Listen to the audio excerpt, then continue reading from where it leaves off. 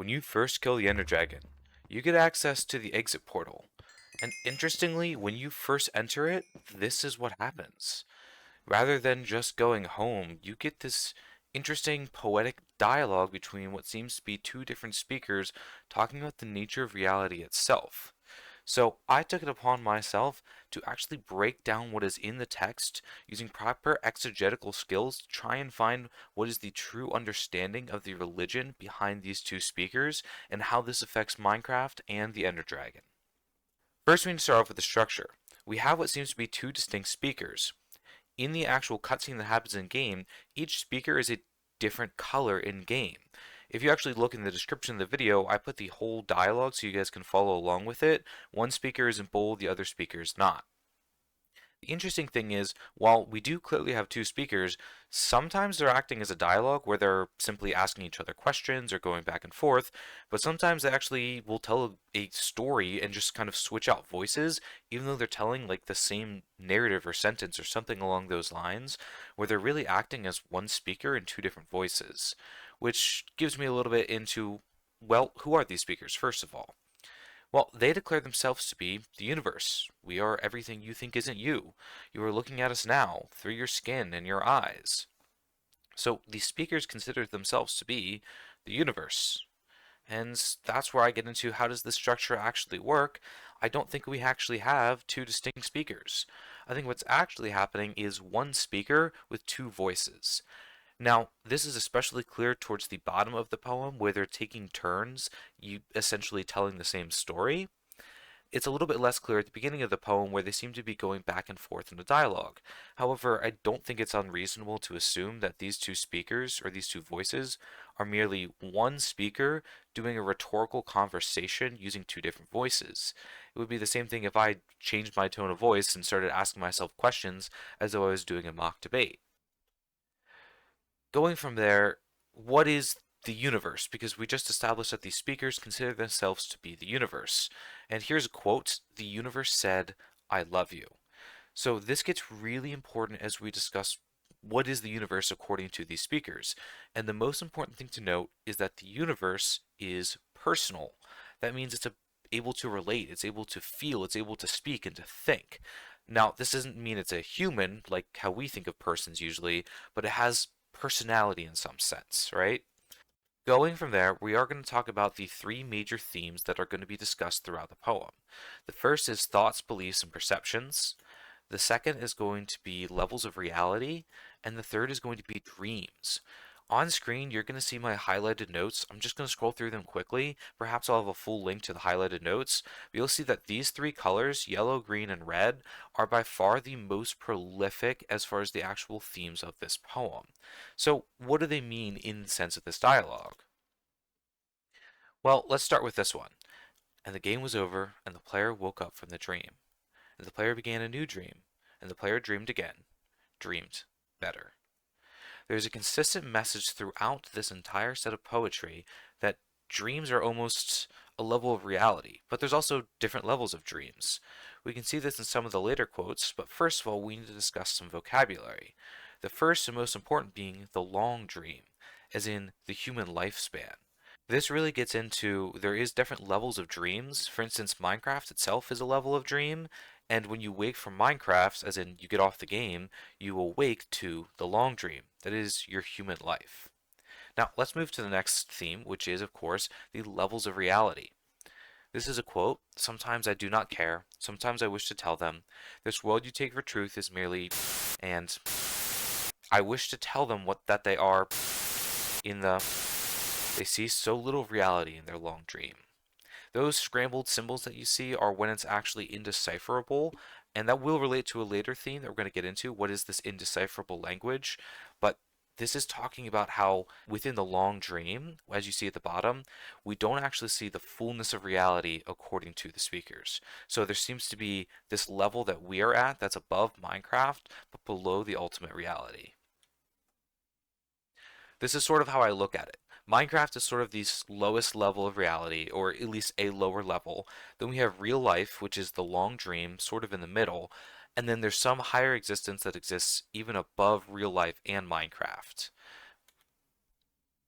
So going into the analogy of Plato's cave, which is this idea that Plato, he wanted to basically demonstrate how philosophy changes the way a person thinks.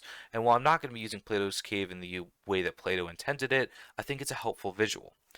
Imagine this person right here is almost like, the average person living their life.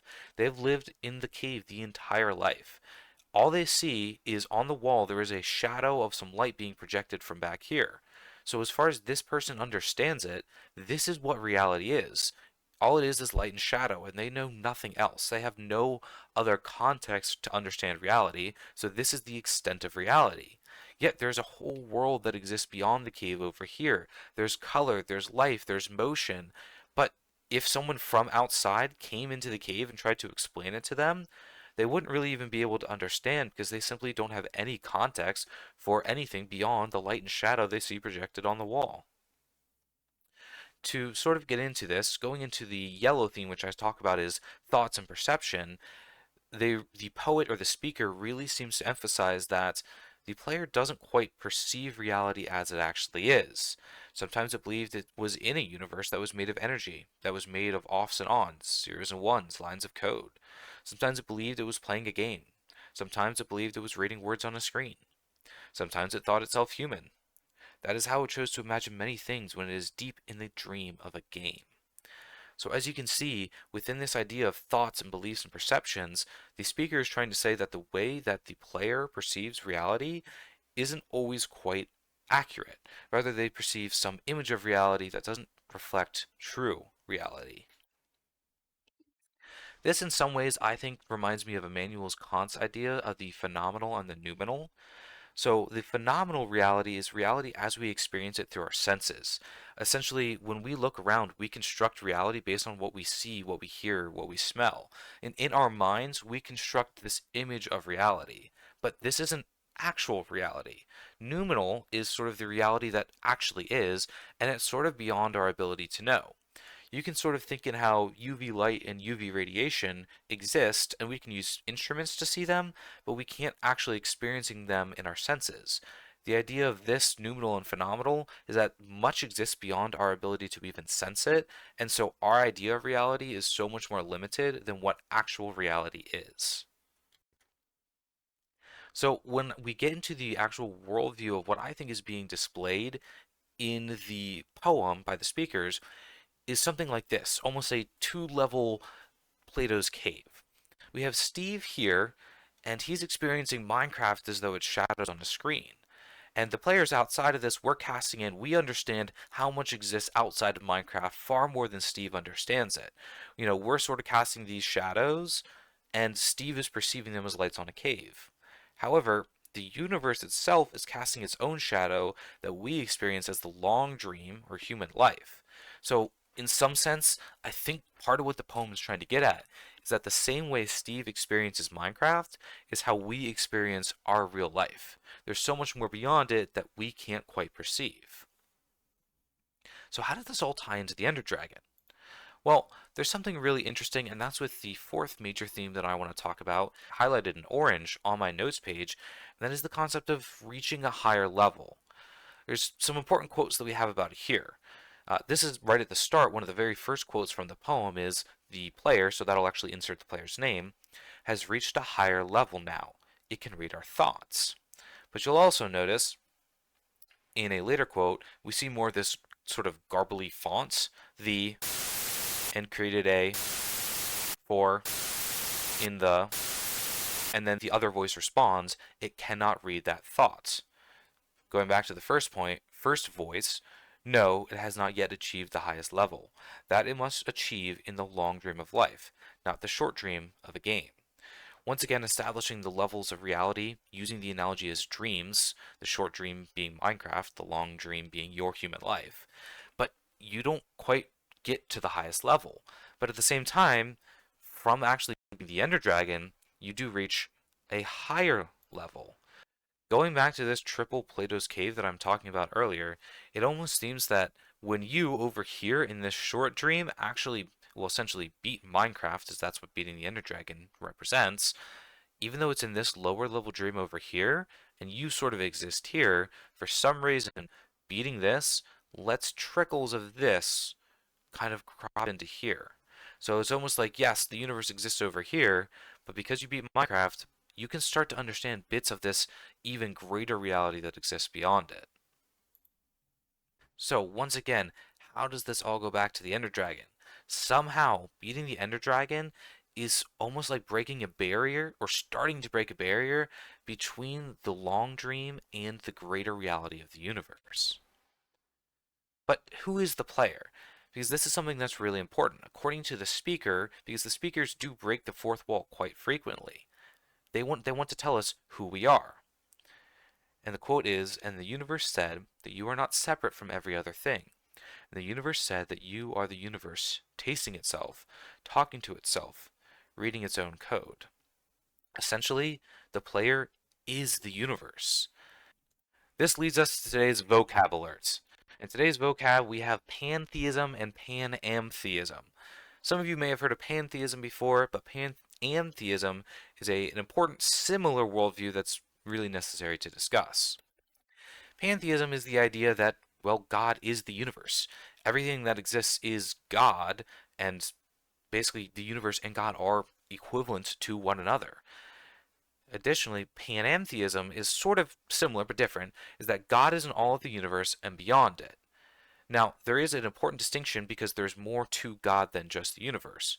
Now, these are distinct from monism, which is the idea that essentially everything is one. These go a bit beyond that because it says that this one is personal, which we get from the idea that the fact that there is emotion and there's feeling and relationality in the speakers who call themselves the universe. Here's a helpful visual that might help you understand what these worldviews are saying. On the left, we have traditional theism that separates God and the created universe. This would be religions like Judaism or Islam or Christianity. Then you have pantheism, which is where God and the universe are essentially the same, completely overlapping in every sense. Panentheism is that everything in the universe is part of God, but there is more to it than just the universe. So, looking back at this really important quote, "And the universe said you are not separate from every other thing," really makes me lean towards this worldview, it being espoused by the speakers of this poem, is pantheistic. There's nothing outside of the universe, right? There's no other thing to exist. Therefore, since you are the universe, you're not separate from every other thing, that's pantheism. So the question becomes, what real world religion most closely aligns with what we see in the end poem? And I'm going to argue that it is Hinduism. Now, not just any Hinduism, but actually Advaita Vedanta. And I severely apologize for my pronunciation for this word, as well as some other stuff coming up. Now, this sect of Hinduism has a couple of unique factors. First of all, the first word in it, the Advaita, once again, apologies for pronunciation, really means non-secondness or non-duality and more westernized understanding of that. That essentially says that there is nothing beyond the one thing. There is only one thing that exists, and that is Brahman. There is no second thing beyond Brahman. Therefore, all of the universe is Brahman. Reality is ultimately Brahman. But we don't sort of experience reality as though it's all one thing. And that's what Maya is. Maya is the illusion of how we perceive reality. It's often allegorized in a lot of their texts as a dream, which I think really helps support the idea of these speakers supporting this worldview because they really emphasize the use of dreams to understand how we perceive reality. Or Maya essentially is this illusion, the dream. This is the second verse of the Mandukya Upanishad, and this is, like I said, the second verse, and this is a very influential text within this uh, sect of Hinduism. So this text, basically right here, I won't read through all of it, basically discusses how the nature of reality is almost perceived as a dream, and all of reality is essentially one. However, we don't perceive it like that because we're almost walking in a dream. You can almost think how when you are dreaming yourself, you perceive a reality around you that isn't actually real. You don't understand you're in a dream. You perceive a reality you understand to be real, but it's actually a dream. It's not real at all. This is how real life is to be understood, not by being actually real, but being a dream.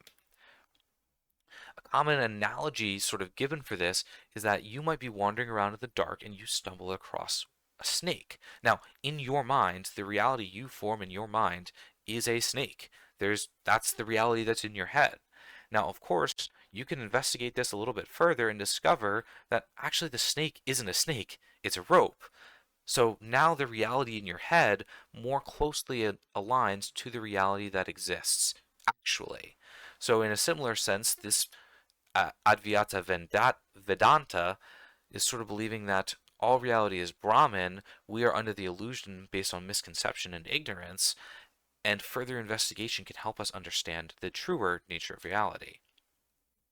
So, well, like I said, ignorance is sort of the enemy to this understanding, the advia, right? So, what is the advia as it's expressed in the terms of Minecraft? Well, the true symbol of ignorance is the Ender Dragon itself.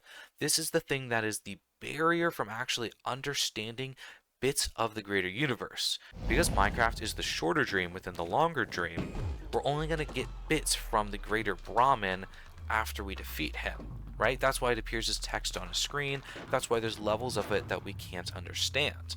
But even killing the Ender Dragon is one of the greatest ways to get experience in the entirety of Minecraft. So it does seem like there's some correlation between defeating this symbolic enemy and gaining experience to having a greater understanding of what the speakers believe to be the true nature of reality. So, having firmly established that the poem that we find after beating the Ender Dragon is a sect of Hinduism, I think the only place to go is, well, who is the ancient builder and what are their beliefs? So make sure to subscribe to check out the future videos and figure out what is the real world religion that is behind the ancient builder and all the structures of Minecraft.